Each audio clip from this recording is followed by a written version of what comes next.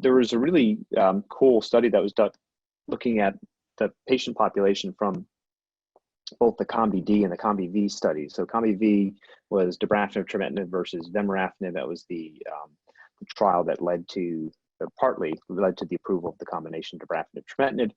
And then the COMBI-D study was dabrafenib trametinib versus dabrafenib. Those are both randomized phase 3 trials, double-blinded, placebo-controlled. And when they collected all of the data from patients from those two trials who got dabrafenib and trametinib, and the authors of this paper and the investigators on those studies decided that they would look to see what are the factors that are most associated with the best outcomes with patients with BRAF targeted therapy.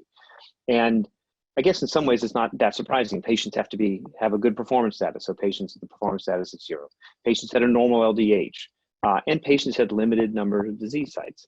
And so if you looked at the data and just cut it based on patients who have had ECOG 0, normal LDH, less than 3 disease sites, instead of 15 to 20% of patients having disease control at 5 years, it's like 30 to 35% of patients. And instead of 30 to 35% of patients being alive at 5 years, it's over 50% of patients are alive at 5 years.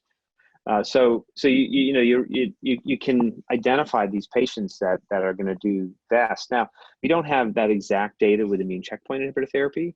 You could make an argument, obviously, that those same factors might be associated with better outcomes with immune checkpoint inhibitor therapy too. So we don't have that data as readily available as we have with BRAF targeted therapy. But it's clear that the patients who do the best with BRAF targeted therapy are the patients who have the least amount of disease, which, though this is not a session to talk about adjuvant therapy, you might imagine that the area where, or the time in disease where patients have the least amount of disease is when they've just had their surgery and rendered them disease-free.